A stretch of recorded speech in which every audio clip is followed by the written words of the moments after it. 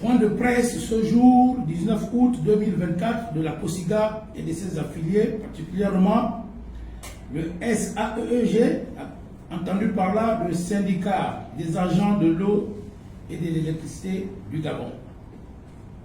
À l'attention du Comité pour la transition et la restauration des institutions, CTLI, et au gouvernement de la transition. Mesdames et messieurs, la Confédération syndicale gabonaise, COSIGA, ainsi que les syndicats et les agents affiliés, notamment le syndicat des agents de l'eau et de l'électricité du Gabon, s'indignent de la situation catastrophique qui prévaut actuellement au sein des finances de la SEG.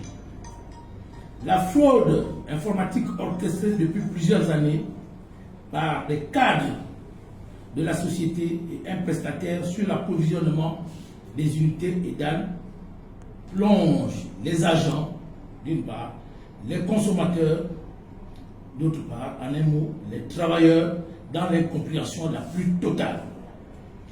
L'existence de ce réseau mafieux parallèle a créé un déficit financier alarmant, estimé à plusieurs milliards de nos francs CFA. Cette situation qui pourrait justifier des retards, le non-paiement ou la suspension de certains avantages internes jadis au bénéfice du personnel de la ECG.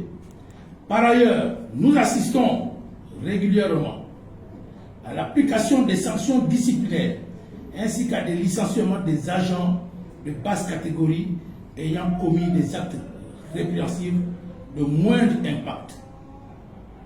Dans ces différents cas, les mains des différents directeurs généraux ne tremblaient pas. Mais la loi est appliquée sans état d'âme. Cependant, nul n'est au-dessus de la loi. Par conséquent, face à ces scandales financiers, doublés d'une cybercriminalité, nous exigeons des autorités de la transition que les 2 enquêtes ouvertes soient menées à leur terme et que les auteurs de ces faits soient sévèrement sanctionnés selon la loi en vigueur dans notre pays. C'est aussi ça notre sort vers la félicité. Au nom de la COSIGA, de son secrétaire général, de ses affiliés, singulièrement le syndicat des agents de l'eau et de l'électricité du Gabon, je vous remercie.